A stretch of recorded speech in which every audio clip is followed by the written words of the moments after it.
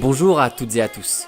Au programme aujourd'hui, une petite visite de la capitale roumaine Bucarest. Un passage au palais du Parlement, à l'Athénée roumain, puis les musées, les parcs, l'arc de triomphe de la ville et surtout, pour tout footballeur qui se respecte, l'ancienne antre du Steaua Bucarest, le stade Steaua et ses quelques 28 000 places actuellement en cours de démolition. Pourquoi je vous parle de tout ça ? Parce qu'à la fin des années 80, alors que le club vient de gagner sa seule et unique Coupe d'Europe des clubs champions face au Barça, un petit jeune va débarquer au club et devenir en quelques années seulement le meilleur joueur de l'histoire du pays.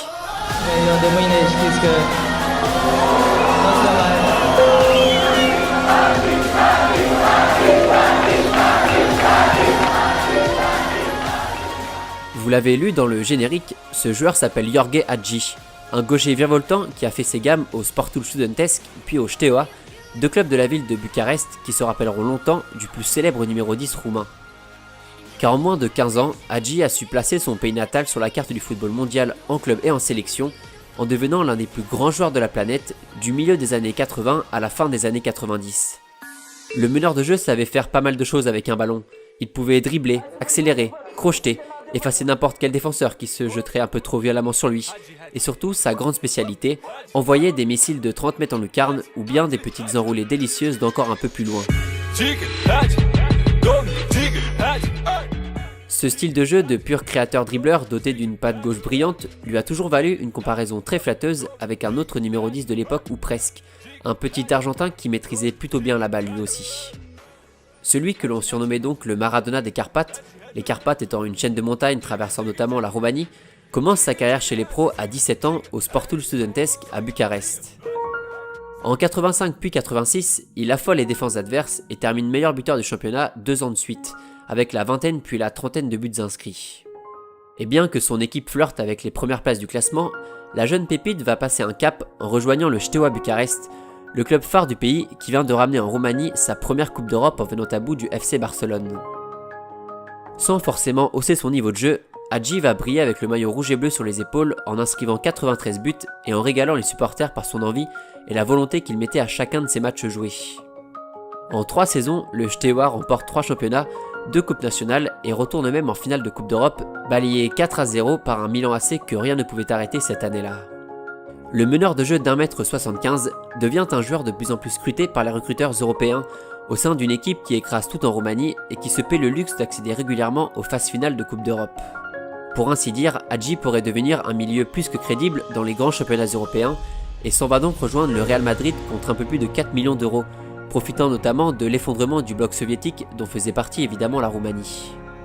Mais ce nouveau challenge, loin de son pays natal, ne va pas vraiment se passer comme prévu, tout simplement parce que le meneur ne va jamais trouver son rythme à la Maison Blanche et passer 2 saisons plutôt moyennes, malgré comme à son habitude, une bonne dose de buts bien sympathiques.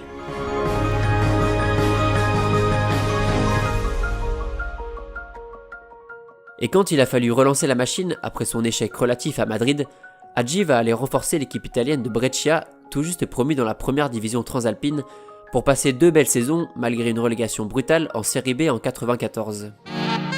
Mais fort d'une Coupe du Monde aux États-Unis grandiose dont je parlerai dans quelques instants, sa cote va soudainement remonter et éveiller les envies du Barça de Johan Cruyff et sa fameuse Dream Team de l'époque. Hagi n'enfilera la tenue blaugrana qu'une 50aine de fois en 2 ans, le temps d'inscrire 11 buts et de profiter de l'opportunité de jouer sous les ordres de l'une des figures les plus emblématiques du football moderne. Sans trophée ni réelle chance de gagner sa place sur le long terme en Catalogne, il file en Turquie à Galatasaray pour rebondir à 31 ans déjà et espérer remplir enfin une armoire à trophées encore un peu vide.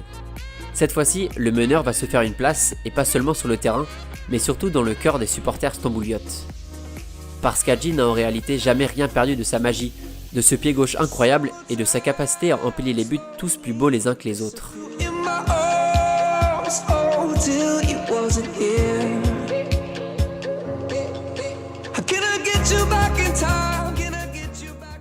De 96 à 2001, le club turc va remporter 4 fois le championnat et 2 coupes nationales, pendant qu'Hagi continue de virevolter dans les défenses adverses en plantant pas moins de 70 pions sur la même période.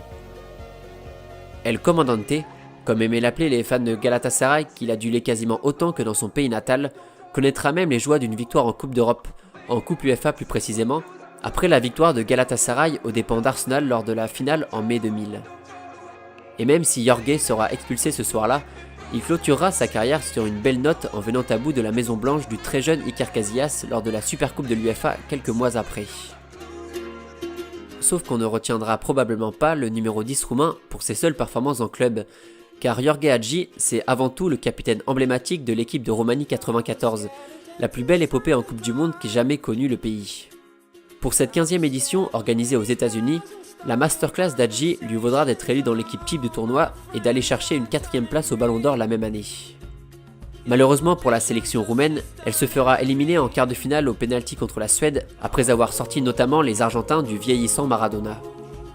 Depuis les années 30, la Roumanie n'était jamais retournée en phase finale de Coupe du Monde, mais sous l'impulsion de Regele, le roi en roumain, la sélection y est allée en 90, en 94 et en 98, pour 2 éliminations en 8e et une en quart.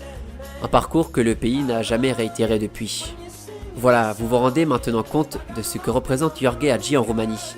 Un joueur brillant et tellement doué balle au pied que les 2 plus grands clubs d'Espagne ont craqué pour s'attacher ses services.